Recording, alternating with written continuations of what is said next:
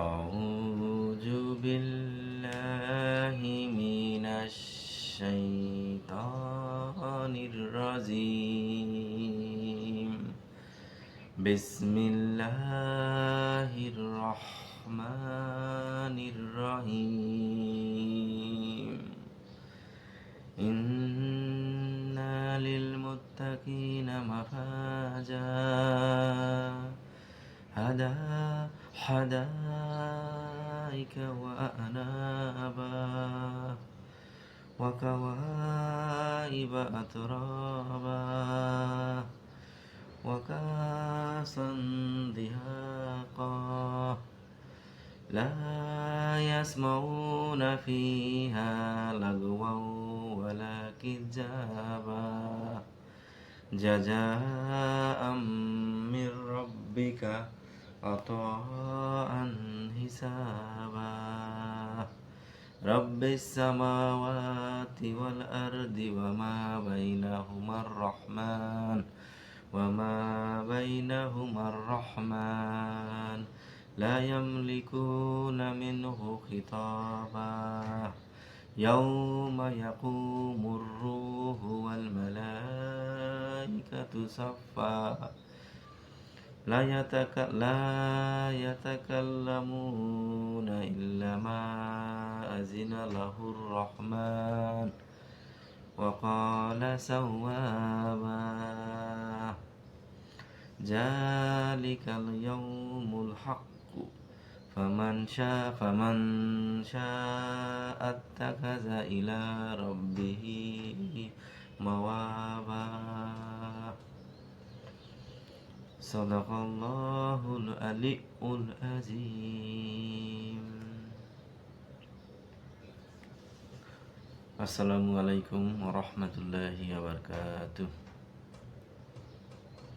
প্রিয় বন্ধুরা, দেশে এবং দেশের বাইরে যে সমস্ত ভাই এবং বোনেরা আমার সাথে অ্যাড আছেন, সবাইকে জানাচ্ছি আমি পবিত্র সকালের শুভেচ্ছা।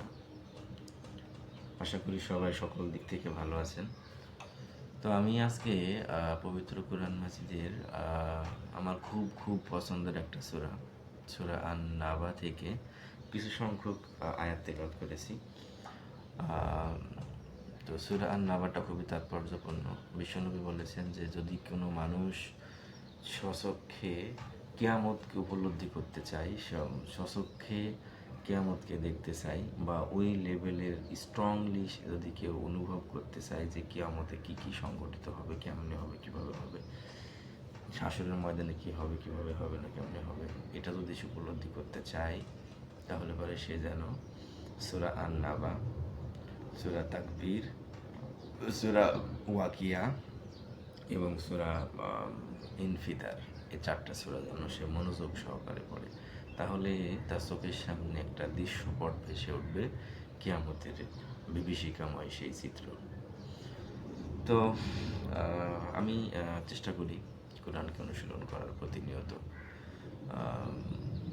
যদিও বিভিন্ন ব্যস্ততা, পারিপার্শ্বিক অবস্থা থেকে শুরু করে তারপরে তো শয়তান আছেই পিছনে লেগে সারাক্ষণ চতুর্দিক থেকে।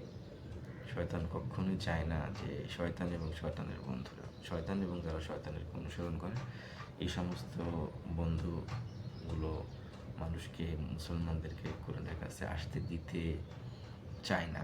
তারা সব রকম চেষ্টা করে যাতে মানুষ কোরআনের কাছে না আসতে পারে। কারণ কোরআন এমন একটা বস্তু, এমন একটা জিনিস, এমন একটা গ্রন্থ, যদি কোনো মানুষ তার মন থেকে কোরআনের সাথে তার উঠে বসা থাকে, টুডে অর টুমরো ওই মানুষটা আল্লাহমুখী হবেই হবে, গ্যারেন্টি। তাই শয়তান চায় না যে মানুষ কোরআন পড়ুক, শয়তানের বন্ধুরাও চায় না মানুষ কোরআন পড়ুক। বিশ্বনবীর সময় কিন্তু সকল সমস্যার একটাই সমস্যা ছিল, সেটা হচ্ছে কোরআন। মানে ইহুদি কাফেররা, খ্রিস্টানরা, ইহুদিরা সবসময় চাইতো, ইহুদিরা সবসময় চাইতো যে মানুষ যেন কোরআন না শুনতে পারে। বিশ্বনবী যখন কোরআন তেলাওয়াত করতো, সাহাবীরা যখন কোরআন তেলাওয়াত করতো, তখন তারা ওই তাদের বিধর্মীরা বা ইহুদিদের লোক ওদের বলা হতো যে তোমরা কোরআন শুনবা না, কারণ ওরা জানে যে কোরআন যে শুনবে সে কিন্তু কোরআনের প্রতি তার একটা অনুরাগ তৈরি হবে। যেমন বিশ্বনবী যখন কোরআন তেলাওয়াত করতো কাবা চত্বরে, তখন কিন্তু ওই আপনার হচ্ছে বা কিছু সংখ্যক ওই সময়ের যে মানে প্রভাবশালী মানুষ হচ্ছে বিশ্বনবীর কোরআন তেলাওয়াত হচ্ছে গোপনে শুনত। তার মধ্যে ছিল আবু সুফিয়ান, উতবা সাইবা, অলিদ বিন মুগিরা, এই জাতীয় টপ লেভেলের যারা ছিল হচ্ছে গিয়া বা এক প্রকারের সন্ত্রাসী বলা যায় আর কি ওই সময়। তো তারা গোপনে কোরআন শুনতো এবং তার লোকদেরকে বলতো তোমরা কোরআন শুনবা না, কারণ কোরআন শুনলেই মানুষ আল্লাহর পথে আসবে। আবার হচ্ছে যখন কোরআন তেলাওয়াত করা হতো তখন তারা কি করতো, ঢোল বাজাতো, বিভিন্ন বাদ্যযন্ত্র বাজাতো, যাতে কোরআনের বাণী কারো কানে না যায়। এখন ওনারা এইগুলো করতো, এটা আমরা ইতিহাস পড়ে পাইছি, আমরা তাফসির পড়ে পাই, কিন্তু এখনও কিন্তু কিছু কিছু মানুষ আছে বাংলাদেশে বা পৃথিবীতে যাদের সাথে উঠে বসে আমাদের, তাদের মধ্যে অনেক মানুষ আছে তারা দেখতে মুসলমানের মতো, কিন্তু তারা কোরআনের কথা তাদের সামনে বললে তাদের একেবারে সে মুখটা একদম শামুকের মতন ছোট হয়ে যায়, গুটিয়ে যায় এবং তারা তেলে বেগুনে জ্বলে ওঠে বা তারা সহ্য করতে পারে না। তো অনেকেই বলে যে কোরআন পড়া যাবে না, কোরআন পড়লে গুমরা হয়ে যাবেন, কোরআন পড়লে 17টা মাখরাজ জানতে হবে, 18টা গামার জানতে হবে, হ্যান ত্যান নানান কিছু বলে মানুষকে ভয় দেখায় এবং মানুষকে কোরআন থেকে দূরে রাখে। এটাও কিন্তু এক প্রকার ইহুদি খ্রিস্টানদের হচ্ছে বা দালালের যেটা কাজ সেটা তারা করে আসছে আর কি। তো আমি ওদের এই সমস্ত লোককে বলতে চাই যে আপনারা মানুষকে যখন বলেন যে কোরআন শুনলে, কোরআন শিখলে, কোরআন পড়লে মানুষ গোমরা হয়ে যাবে, তাহলে আপনারা এটাও বলে দেন যে কি পড়লে, কি জানলে মানুষ হেদায়েত পাবে। শুধু আপনি একটা কথা ফস করে পাশ থেকে বলে দেবেন যে কোরআন পড়লে মানুষ গোমরা হয়ে যাবে, তাহলে আপনি সাজেস্ট করেন, আপনি বলেন যে আপনি কোরআন না পড়ে এইটা পড়েন, তাহলে আপনি হেদায়েত পাবেন। তা তো আপনারা বলছেন না। যাই হোক, আমাদের মাঝে কোরআনের চর্চাটা খুবই কম, যার কারণে পৃথিবীতে এত ফেতনা, সমাজে এত ফেতনা, সমাজে এত ধরনের সমস্যা। দেখেন মিডিয়াতে গেলেই বা রাস্তায় চলাফেরা করলেই দেখতে পাই যে মানুষের আচরণ এত খারাপ, মানে ছোটোখাটো ঠুনকো তুচ্ছ বিষয়কে কেন্দ্র করে মানুষ খুন পর্যায়ে চলে যাচ্ছে, হানাহানি পর্যায়ে চলে যাচ্ছে এবং ভাগভাগি বংশের মধ্যে চাচা ভাতিজা, বাবা মামা ভাগ্নে, বাপ ছেলে সম্পত্তির কারণে একে অপরকে পিটাচ্ছে এবং এক পর্যায়ে সে কেউ কেউ নাকি অনেকে মৃত্যুবরণ করছে। তো এটা কেন? এটা একমাত্র কারণ হচ্ছে আমাদের কোরআন থেকে আমরা দূরে। তো যাই হোক, আমি কথা অন্যদিকে নিচ্ছি না। আমি আমি আজকে যে কোরআন তেলাওয়াতটা করলাম সেটার আয়াতটা নিয়ে একটু কথা বলি। আমি আজকে তেলাওয়াত করেছি সূরা আন-নাবার 31 থেকে শুরু করে 39 নম্বর আয়াত পর্যন্ত 9টা আয়াত তেলাওয়াত করেছি, আমার খুব পছন্দের। আমি শুধু এই আয়াতের বঙ্গানুবাদটা করে যাব, আমি তাফসীর তো করতে পারি না, আমি জাস্ট মানেটা বলে যেতে পারবো আপনাদেরকে। আপনারা অনেকেই হয়তো অনেক সুন্দর করে কোরআন তেলাওয়াত করেন এবং আপনারা প্রত্যেকটার মানেও সুন্দর করে আপনারা হচ্ছে পড়াশোনা করেন, জ্ঞান অর্জন করেন। তো আমি আজকে যেটা পড়লাম সেটার প্রথম সেই আয়াতগুলো মূলত আল্লাহ তাআলা মুত্তাকিনদেরকে কী কী নিয়ামত দেওয়া হবে জান্নাতে, কিয়ামতে জান্নাতে, এবং জান্নাতে যারা কী কী সুখ লাভ করবে সেগুলো নিয়ে আল্লাহ তাআলা বর্ণনা করেছেন। এর আগের আয়াতগুলোতে আল্লাহ তাআলা যারা আল্লাহর পক্ষের লোক না তাদের নিয়ে আল্লাহ তাআলা কথা বলেছেন। তো আল্লাহ তাআলা বলেছেন যে ইন্না লিল মুত্তাকিনা মাফাজা, ইন্না নিশ্চয় লিল মুত্তাকিনা, মুত্তাকিনদের জন্য রয়েছে মাফাজা, সফলতা। নিশ্চয় মুত্তাকিনদের জন্য রয়েছে সফলতা। ওয়া কাওয়াইবা, ইন্না লিল মুত্তাকিনা মাফাজা হাদাইকা ওয়া আনাবা। হাদা মানে বাগান, এবং সেখানে তার রয়েছে অনেক বাগান সমূহ এবং আতরবা এবং আঙ্গুর সমূহ। বাগান যে কোনো মানুষের পছন্দ হয়, তো জান্নাত মানে কিন্তু বাগান, তো সেখানে মানুষ অনেক বাগান পাবে এবং সে বাগানে থাকবে অনেক মানে আঙ্গুর, কাওয়াই বা আতরবা, এবং সেখানে থাকবে হচ্ছে উদ্ভিন্ন সমবয়স্কা ষোড়শী তরুণী জান্নাতীদের সেবার জন্য। তারপরে হচ্ছে কাসান দিহাক, কাসান মানে হচ্ছে পানপাত্র, এমন একটা পাত্র যে পাত্রে হচ্ছে কোনো কিছুর অভাব নাই, মানে পরিপূর্ণ পাত্র দেওয়া হবে, নিয়ামতের পাত্র। হ্যাঁ, অকাসন্তি হক লা ইয়াসমাউনা ফিহা, লা ইয়াসমাউনা শুনবে না, জান্নাতীরা শুনবে না, ফিহা ওইটার মধ্যে, জান্নাতের মধ্যে, লাগওয়াও মানে বাজে কথা, অসার কথা, মানে যে কথার কোনো রেজাল্ট নাই, হ্যাঁ বেহুদা কথা। লা ইয়াসমাউনা ফিহা লাগওয়াও ওয়ালা কিজ্জাওয়া, কিজ্জাওয়া মানে মিথ্যা। পৃথিবীতে তো আমরা মানুষকে কৌতুক, জোকিং করে, কিডিংস করে মানুষকে আমরা হাসাই, কাঁদাই এবং আমরা অনাবিল সুখানন্দ অনুভব করি। আমি অমুককে হাসাইলাম বা একটু জোকস বললাম বা একটু গল্প বললাম। কিন্তু জান্নাতীদের এখানে এরকম মিথ্যা কোনো রচনা থাকবে না, যা হবে সমস্ত কিছু হবে হচ্ছে ফলপ্রসূ কথা এবং কিজ্জাব, এবং কোনো ধরনের মিথ্যা থাকবে না। এখন তো পৃথিবীতে আমাদের পুঁজেই মিথ্যা।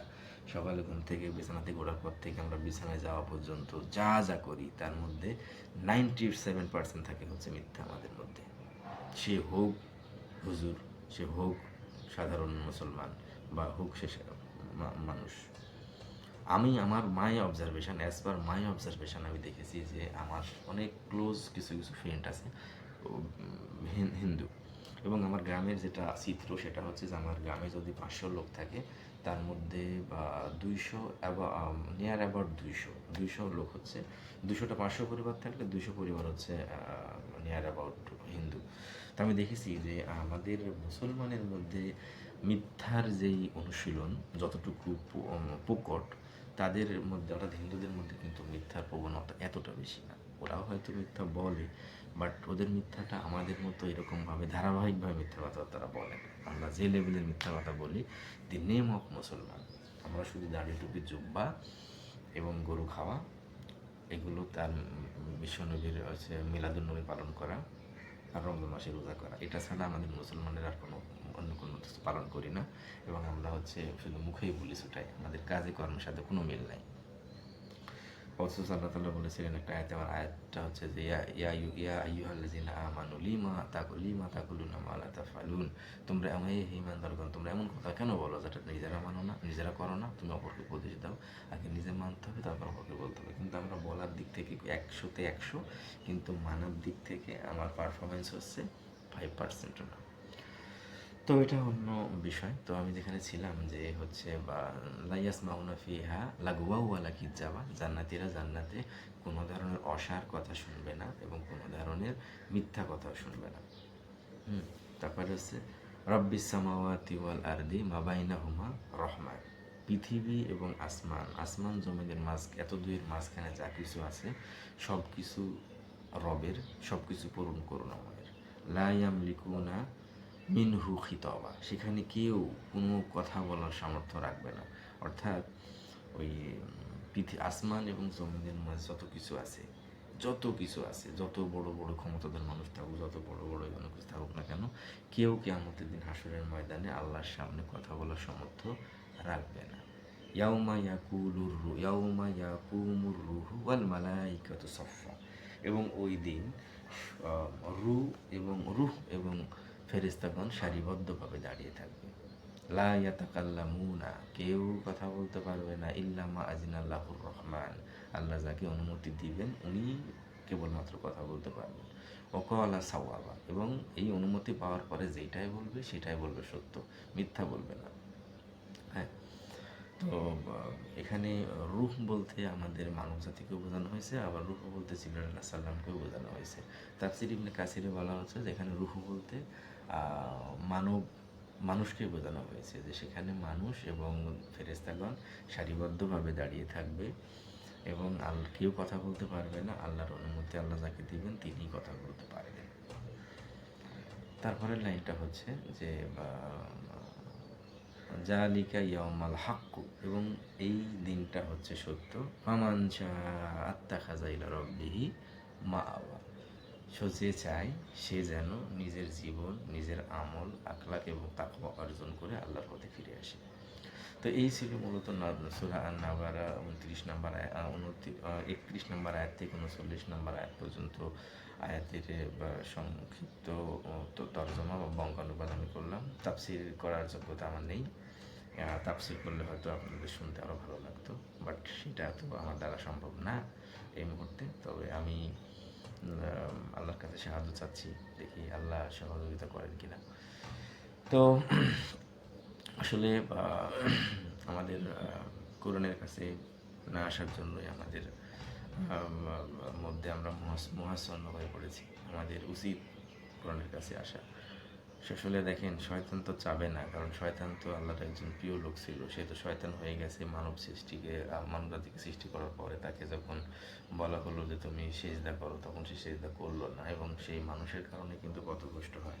তো সে তো আপ্রাণ চেষ্টা করতেছে মানুষকে খারাপ পথে নেওয়ার জন্য। আমাদের সমাজের এমন একটা অবস্থা, আমাদের সমাজ যদি বলা হয় যে ইমাম মাহাদি অমুক দেশে আসছে, যদি বলা যায় যে এটা যদি শুনে কেউ, তো সে যখন ঘর বাড়ি জায়গা ধরে বেঁচে হলো সে ইমাম মাহাদির সাথে সাক্ষাৎ করার জন্য যাবে, অথচ সে নামাজ পাঁচ ওয়াক্ত পড়ছে কি পড়ে নাই সেটার কোনো দেখার বিষয় না। আবার যদি বলা যায় যে ওই অমুক দেশে দাজ্জাল এসেছে, তাহলে কিন্তু সবার মধ্যে একটা ভীতি কাজ করবে।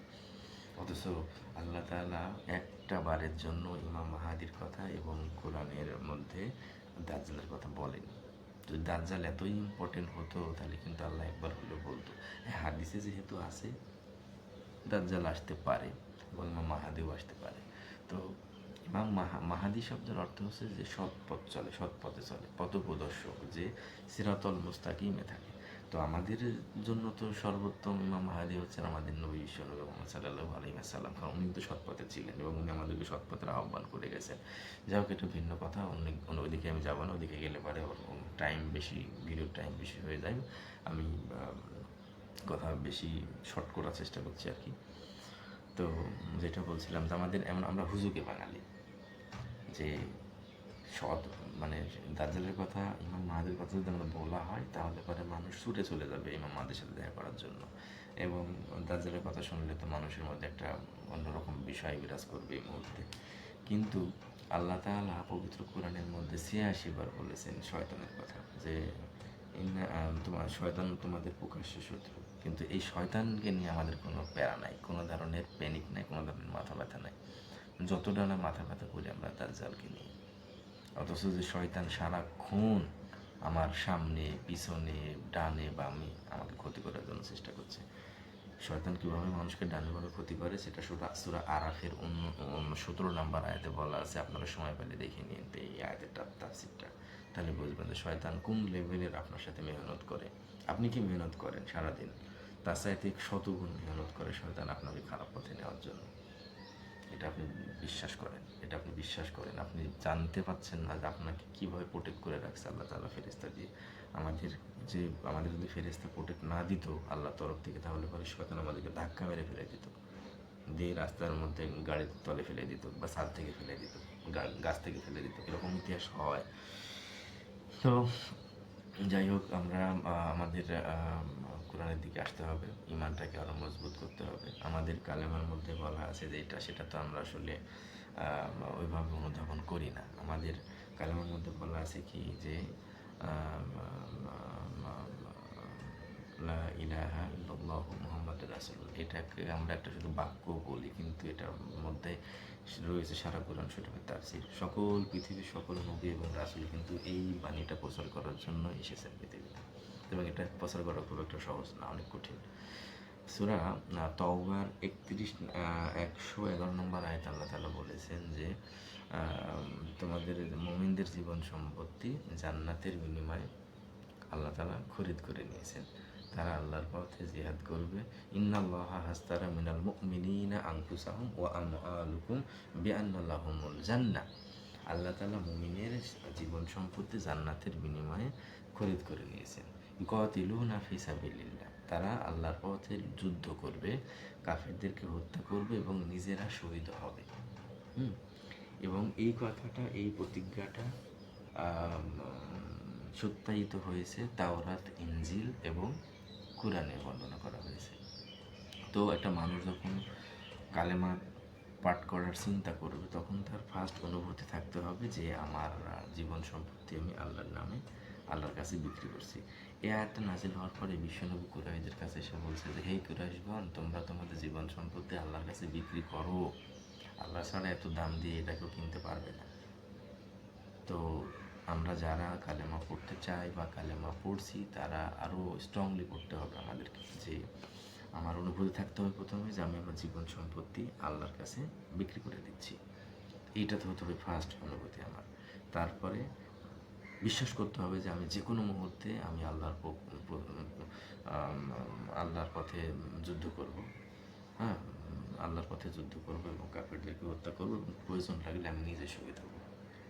এইরকম অনুভূতি যখন মনের মধ্যে জাগ্রত হবে, স্ট্রং হবে, তখন পড়তে হবে লা ইলাহা ইল্লাল্লাহু মুহাম্মাদুর রাসূলুল্লাহ। এবং এইটা বলার পরে কোনো মানুষ যদি এক ওয়াক্ত নামাজ পড়ার টাইম না পায় এবং সে যদি ওই সময় মৃত্যুবরণ করে, তাহলে সে জান্নাতি। কারণ সে কি, ওই মানুষটার মেন কালেমা পড়ার আত্মসমর্পণ করার উদ্দেশ্য ছিল হচ্ছে তার জীবন সম্পত্তি আল্লাহর নামে ব্যয় করা। কিন্তু আমাদের সমাজের বর্তমান অবস্থা কি, আমাদের সমাজের আমরা আমাদের জীবন কোথায় কাটাচ্ছি তার কোনো হদিস নাই, আগামাথা নাই। আবার আমাদের সয় সম্পত্তি কোন পথে ব্যয় করছি সেটারও কোনো হিসাব নাই। ঠিক মতন জাকাত দিই না, জাকাত কী জিনিস সেটাই ভালো করে বুঝি না। অথচ আমরা এই সকল মানুষগুলো আমরা নিজেকে 1 নম্বর সমাজের মুসলমান হিসাবে চিহ্নিত করি এবং আমরা খুব অনাবিল শান্তি নিয়ে জীবনযাপন করছি এবং আমাদের মধ্যে কোনো প্যারা নাই। হ্যাঁ, কারণ হয়েছে আমি কালেমা পড়েছি লা ইলাহা ইল্লাল্লাহু মুহাম্মাদুর রাসূলুল্লাহ, আমার কালেমা তো পড়ে আছে। হ্যাঁ, আবার যদি একটু আর একটু আপার লেভেলে হয় তাহলে তো ওই যে একটা হাদিস আছে যে আল্লাহ হাসরের আওয়ালু হাসুবু ইয়াউমাল কিয়ামাতি আসসালাহ, মানে হাসরের ময়দানে সবার আগে নামাজের হিসাব নেওয়া হবে। যার নামাজ ঠিক তার সব ঠিক। এদিকে আমি চুরি করি, ডাকাতি করি, বাটপাড়ি করি, বনের সম্পত্তি দিই না, ভাগ্নির সম্পত্তি দিই না, চাচা ভাতিজার সম্পত্তি ঠিক মতন দিই না, প্রতিবেশীর হক আমি দিই না, শ্বশুর শাশুড়ির হক আমি ঠিক মতন দেখি না, তারপরে ঠিক মতন জাকাত দিই না, কিন্তু আমার নামাজ ঠিক, তাহলে তুমি জান্নাতে পেয়ে যাবে। এইভাবে অনেক মানুষ নামাজ পড়ছে কিন্তু তাদের ইমান নাই, ইমান নাই। বিখ্যাত মুনাফিক আবদুল্লাহ ইবনে উবাই, না হচ্ছে ওয়ালিদ বিন মুগিরা, যাই হোক এরকম একজন আর কি।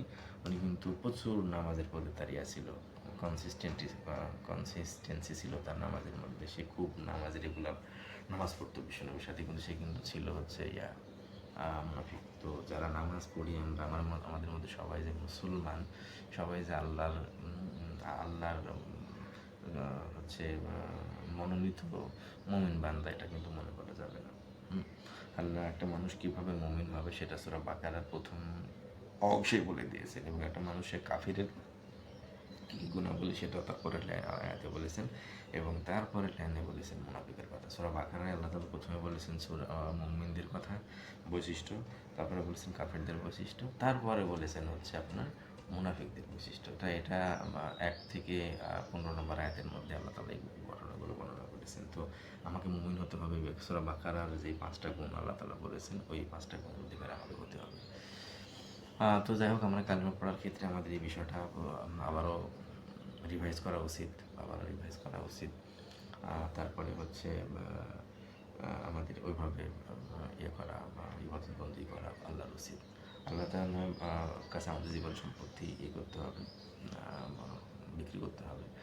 এবং আল্লাহ তাআলা পবিত্র কুরআনে হচ্ছে কালেমা তৈয়বাকে, যেটা আমরা বলি লা ইলাহা ইল্লাল্লাহু মুহাম্মাদুর রাসূলুল্লাহ, এটাকে কিন্তু একটা বৃক্ষের সাথে তুলনা করেছেন যে হে নবী আপনি কি দেখেননি। এটা সম্ভবত সূরা ইব্রাহিমের 24 বা 25 নম্বর আয়াতে আল্লাহ তাআলা বলেছেন যে আলাম তারা, আপনি কি দেখেননি, কাইফা, মানে একটা আরবিটা মনে নেই আর কি। আল্লাহ তাআলা বলছেন যে হে নবী আপনি কি দেখেননি আপনার রব কিভাবে উদাহরণগুলো উদ্ধৃত করেছেন।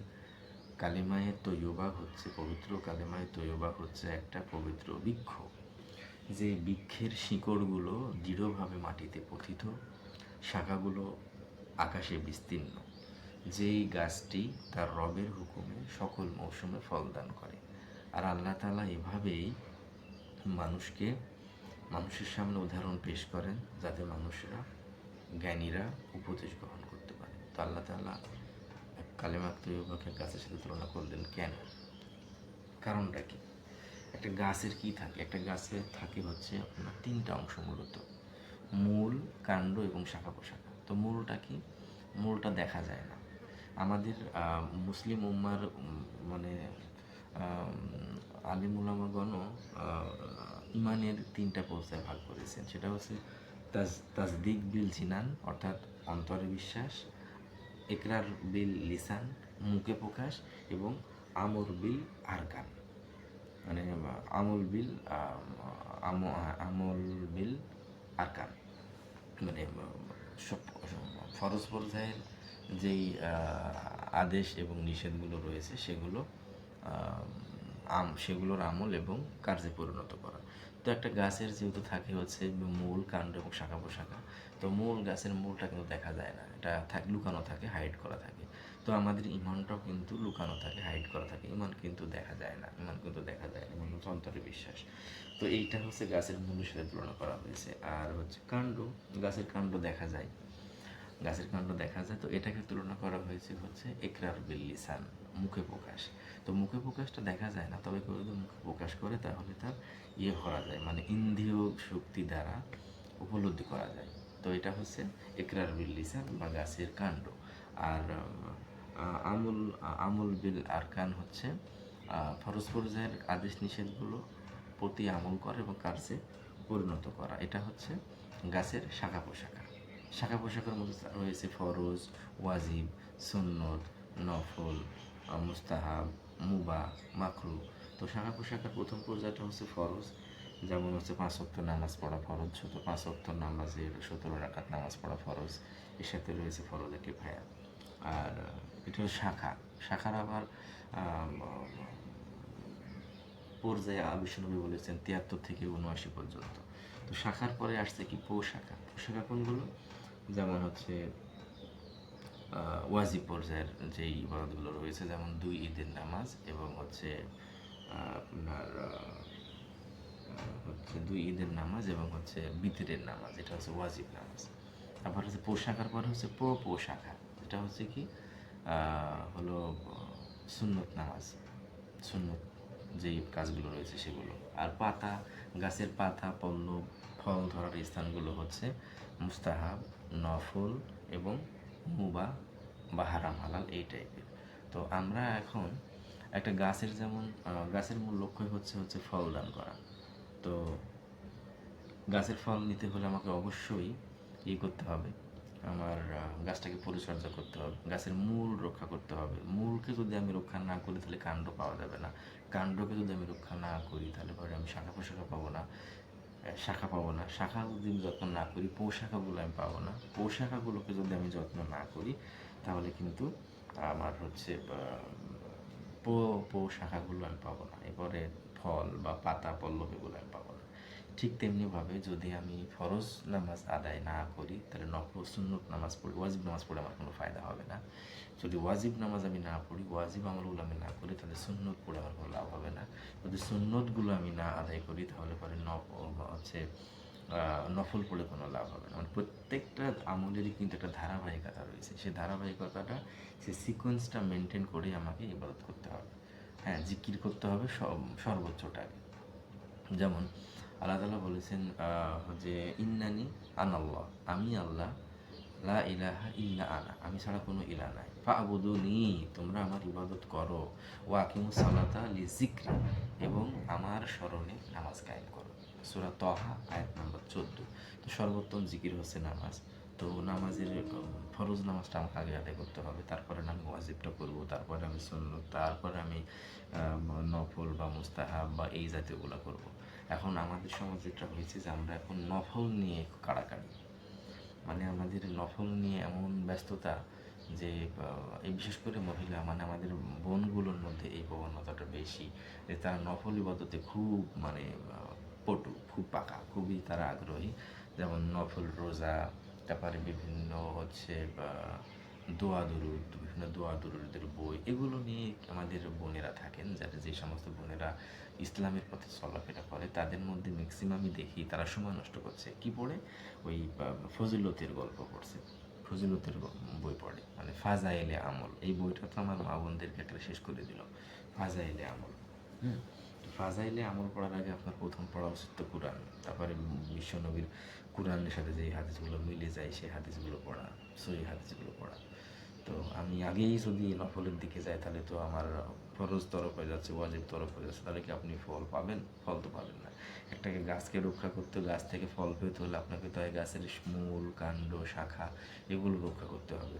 তো আপনি যখন একটা ইবাদত করবেন সোয়াবের আশায় বা একটা ডিউটি পালন করবেন, আপনি একজন অ্যাজ এ মুত্তাকি, ডিউটিফুল মানুষ, তো আপনাকে তো আগে মেন কাজগুলো করতে হবে। আমি চাকরি করলে আমাকে তো আমার একটা জব ডেসক্রিপশান থাকে আমার, যে আমি এই অফিসে চাকরি করছি, এক্ষেত্রে আমার কী দায়িত্ব রয়েছে, মেন কোনগুলো, সেই মেন দায়িত্বগুলো যদি আমি না পালন করি, যেগুলো আমার জব ডেসক্রিপশানে লেখা আছে, তো তাহলে তো আমাকে কথা শুনতে হবে, বা আমাকে কোম্পানির মালিক ওইভাবে করবে না, যে তুমি তো, তোমাকে যে কাজগুলো দেওয়া হয়েছে তুমি সেগুলো তো তুমি করো না, তোমাকে যে সার্ভিস বুকে তোমার যেই কাজগুলো রয়েছে তুমি তো সেগুলো করো না, তাহলে তোমাকে আমি কীভাবে আমার কোম্পানিতে আমি তোমাকে কন্টিনিউ করাবো।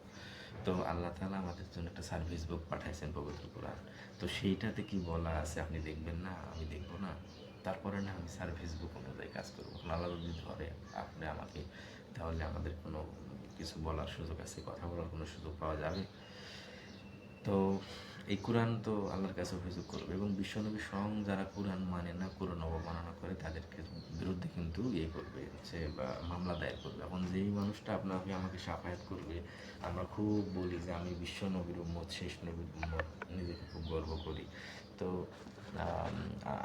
সেই নবী আপনাকে আমাকে যদি সাফায়াত করার বদলতে যদি আমার নামে কেস করে, আমার নামে মামলা করে, তাহলে কি আমরা আসলে ময়দানে পার হতে পারবো না। সো আমাদেরকে তো আল্লাহ যে সার্ভিস বুকটা আমাদের জন্য পাঠাইছে সেটা তো পড়তে হবে, নাহলে তো আমাদের মহাবিপদ হয়ে যাবে আর কি। মানে কোন লেভেলের বিপদ হবে আপনি বুঝতে পারছেন না। কোরআন পড়েন, কোরআন পড়লেই না বুঝতে পারবেন। তো আমাদের ওইভাবেই আল্লাহর কাছে ফিরে দিতে হবে, স্ট্রং হয়ে, মানে ইমানের দিক থেকে আমাদেরকে যেন কোনো ঘাটতি না থাকে।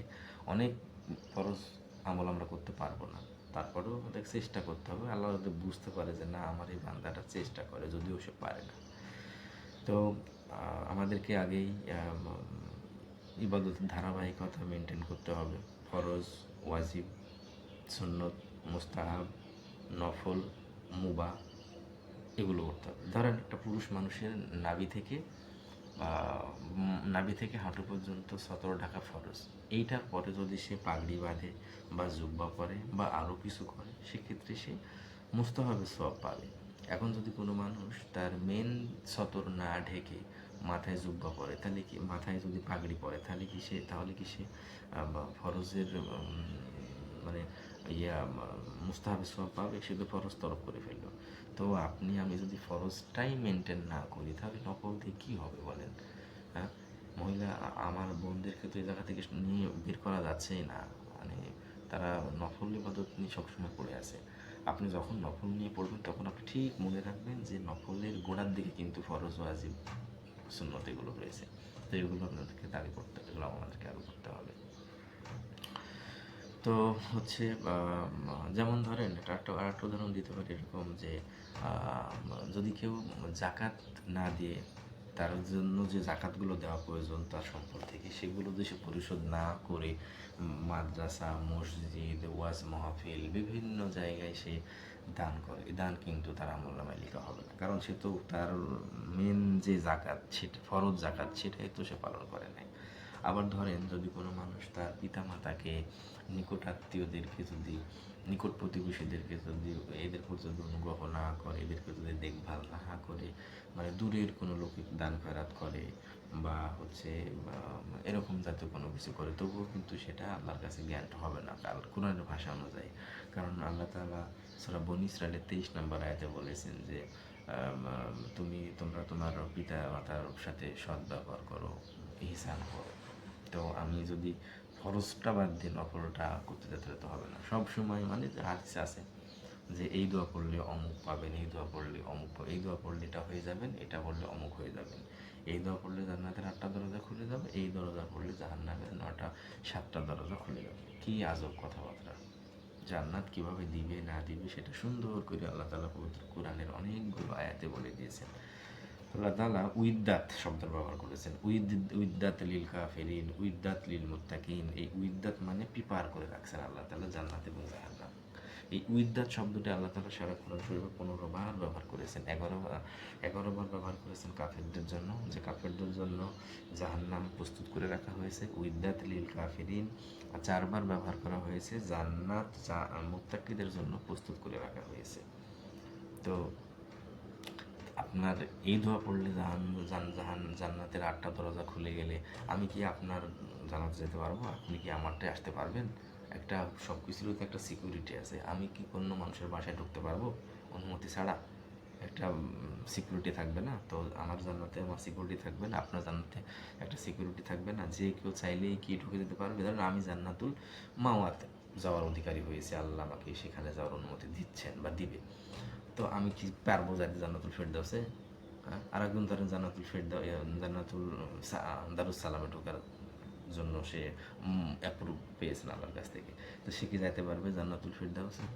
আর আবার ধরেন কাউকে কোনো একটা জাহান্নামে ঢোকানোর জন্য, তাকে জাহিম নামক জাহান্নামে কাউকে ঢোকানোর জন্য হচ্ছে সে নির্ধারিত হয়েছে, সে কি যাইতে পারবে অন্য আর একটাই সাকারে বা হচ্ছে ওই এরকম জাহান্নাম হুতামা এগুলো যেতে পারবে? মানে যারটা যেখানে যার জন্য নির্ধারণ করা হয়েছে সে সেখানে যাবে। এখানে দোয়া দিয়ে কী হবে? জান্নাতকে তালা দেওয়া, জান্নাত কি ওরকম নাকি? হ্যাঁ, আপনাকে আমি গত একটা ভিডিওতে বলেছিলাম যে জান্নাত কীভাবে দেওয়া হবে, জান্নাতীদেরকে কীভাবে জান্নাতের দিকে নিয়ে যাওয়া হবে, সেটা সূরা জুমারের 71 এবং 72-73 নম্বর আয়াতে বলা আছে। জান্নাতীদেরকে কীভাবে জাহান্নামের দিকে নিয়ে যাওয়া হবে এবং জাহান্নামীদেরকে কীভাবে জাহান্নামের দিকে নিয়ে যাওয়া হবে এবং জান্নাতীদেরকে কীভাবে জান্নাতের দিকে নিয়ে যাওয়া হবে, এগুলো তো বলা আছে। এগুলো তো আমরা পড়ি না, না পড়ে আমরা সহজ শর্টকাট মানে চিন্তা ভাবনা করি, এবং এগুলো মূলত ইহুদি খ্রিস্টানদের চক্রান্ত। বিভিন্ন ফজিলতের গল্প মূলত তারাই সাজিয়েছে যাতে মানুষ মেন জিনিস থেকে দূরে সরে গিয়ে একটা মানে মরিচিকার পিছনে ছোটাছুটি করে। কিন্তু আল্লাহ তাআলা তো হাসরের ময়দানে কোরআন দিয়ে আমাদেরকে ইভালুয়েট করবে, এক্সামে মানে পরীক্ষা নেবেন আর কি। তো আমাকে তো কোরআনই পড়তে হবে। ধরেন একটা মানুষ যদি বলে, একটা মানুষ বিয়ে করবে, তো বিয়ে করার জন্য কী করতে হবে? বিয়ে করার জন্য ইচ্ছা করলো, তো সে বলছে কীভাবে বিয়ে করা যায়, তো সে দেখলো যে কাজী অফিসে বিয়ে করা যায় এবং কীভাবে বিয়ে সম্পূর্ণ হয় সেখানে গিয়ে সে শিখে আসলো।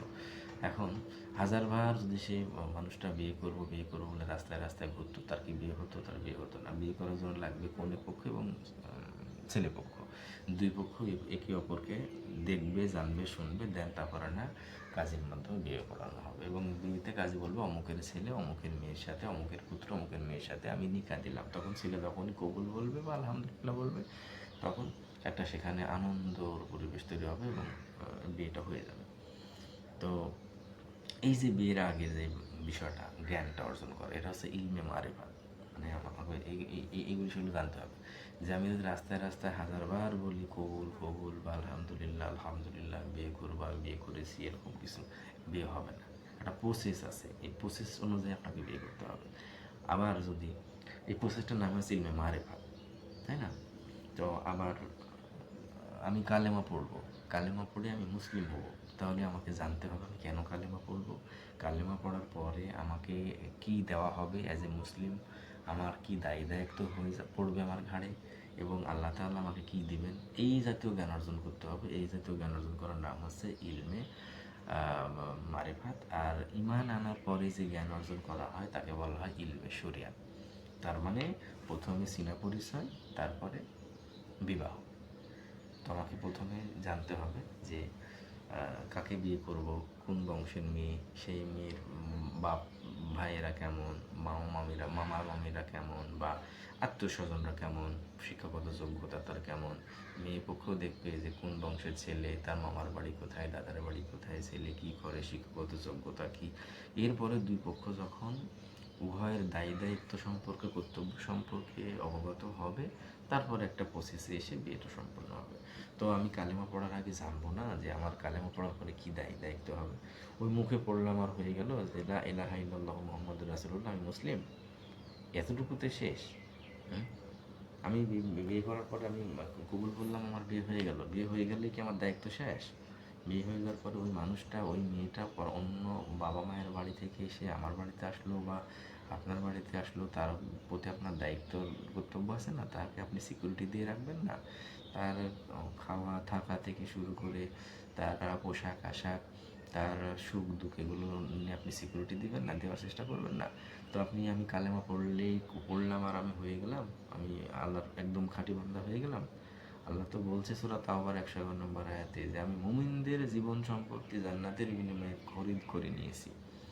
তারা কাফেরদের বিরুদ্ধে লড়াই করবে, পারলে নিজে শহীদ হবে, এবং এই কথাটি আম, প্রত্যায়িত সত্যায়িত হয়েছে তাওরাত, জাবুর এবং কোরআনে, তাই না?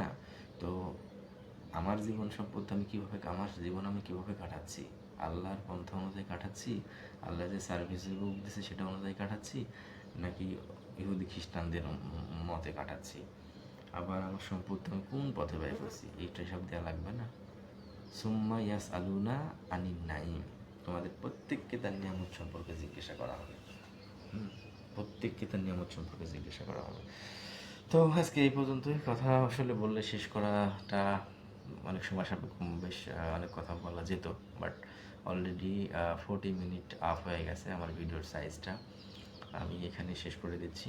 তো আল্লাহ তাআলা হচ্ছে বলেছেন যে কুনতুম খয়রা উম্মাতিন উখরিজাতিন নাস, তোমরাই উত্তম সর্বোত্তম জাতি, মানুষের কল্যাণের জন্যই তোমাদের আবির্ভাব। তা'মুরুনা বিল মারুফ, তোমরা ভালো কাজের আদেশ দিবে, ওয়া তানহাউনা আনিল মুনকার, এবং তোমরা অশ্লীল গর্হিত, মুনকার হচ্ছে ওই কাজ যে কাজ দেখা যায় এবং দেখা যায় না, দুটাই খারাপ কাজ, তো এই কাজ থেকে তোমরাই সর্বোত্তম জাতি, তোমাদের আবির্ভাব হয়েছে মানুষকে সৎ কাজের আদেশ এবং অসৎ কাজে নিষেধ করার জন্য।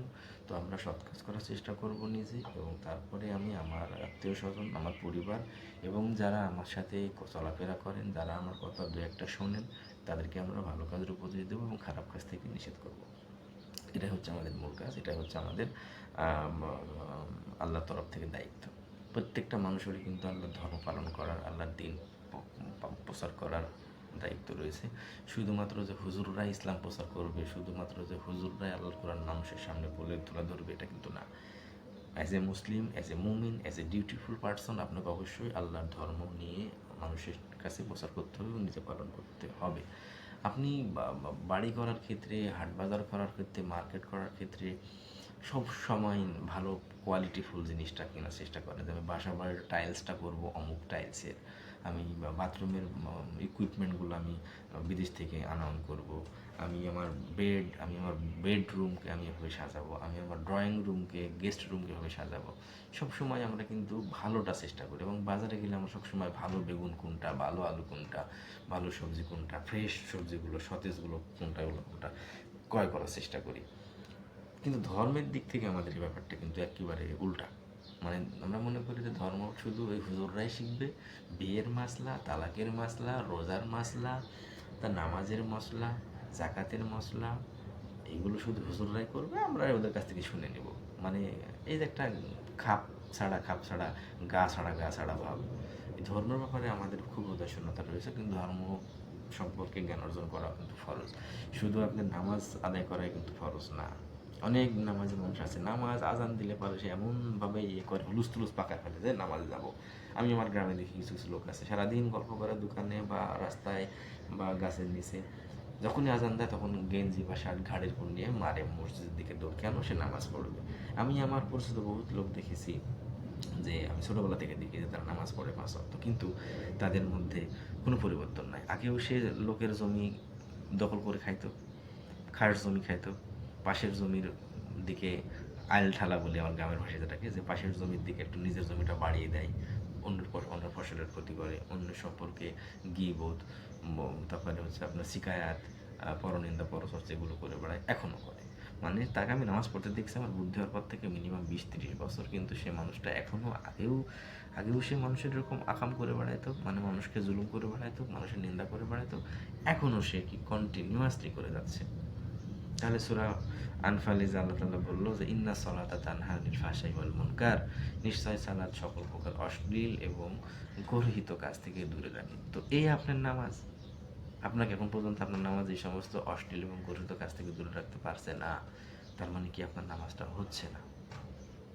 সূরা মুমিনুন আল্লাহ তাআলা বলছেন কদ আফলাহাল মুমিনুন, মুমিনরা জয়লাভ করবে, আল্লাযীনা হুম আনিল কদ আফলাহাল মুমিনুন আল্লাযীনা হুম ফি সলাতিহিম খাশিউন। আমাকে আপনাকে নামাজটাকে খুজু বজায় রেখে নামাজ পড়তে হবে, মনোযোগের সহিত নামাজ পড়তে হবে, ভিতরের সৌন্দর্য বজায় রাখতে হবে, বাইরের সৌন্দর্য বজায় রাখতে হবে নামাজে। তারপরে না আমাকে আমার ওষুধের ডোজে কাজ হবে। ডাক্তার আপনাকে দিয়েছে যে এই ওষুধটা আপনি 3 বেলা খেতে হবে, সকালে, দুপুরে এবং রাতে, এবং খাবারের আগে আগে। এবার আপনি প্রত্যেকটা সময় খাবারের আগে খান বা খান না, তাহলে কি আপনার রোগ ভালো হবে? আপনি ঠিক মতন ডোজ পূর্ণ করেন নাই 7 দিন বা 10 দিন, তাহলে তো আপনার হবে না। তো আপনাকে প্রপারলি ডাক্তারের পরামর্শ অনুযায়ী ওষুধ খেলে আপনার রোগটা ভালো হবে আল্লাহর রহমতে, বিফাদলিল্লাহ। কিন্তু যদি আপনি ডাক্তারের পরামর্শ অনুযায়ী আল্লাহর কাছে সাহায্য না আসে এগুলো করেন, তাহলে রোগ ভালো হবে না। তো নামাজটাও ঠিক, আল্লাহ আপনাকে যে প্রসেসে নামাজ পড়তে বলেছে সেই প্রসেসে আমাকে নামাজ পড়তে হবে। মনে রাখবেন, নামাজ কিন্তু সর্বোত্তম জিকির। আল্লাহ তাআলা বলেছেন, ইন্নানি আনাল্লাহ, আমি আল্লাহ, লা ইলাহা ইল্লা আনা, আমি ছাড়া কোনো ইলাহ নাই, ফা'বুদুনি, আমার ইবাদত করো, ওয়া আকিমুস সালাতা লিযিকরি, এবং আমার স্মরণে নামাজ আদায় করো। নামাজটা কিন্তু নামাজের জন্য নামাজ হচ্ছে আল্লাহকে স্মরণ করার জন্য। তো এই পর্যন্তই আজকে। সবাই ভালো থাকেন, আমার জন্য দোয়া করবেন, আমি আপনার জন্য দোয়া করি। আল্লাহ যাতে আমাদের ঈমান, আমল এবং ইলম বৃদ্ধি করে দেন। পরিবারের সুখ শান্তি, পরিবারের যারা আমার অধীনস্থ রয়েছে তাদেরকেও যেন আল্লাহর পথে চলানোর জন্য আপনি সমর্থন লাভ করতে পারেন। তো এ পর্যন্তই। আল্লাহ হাফেজ। আসসালামু আলাইকুম ওয়া রাহমাতুল্লাহি ওয়া বারাকাতুহু।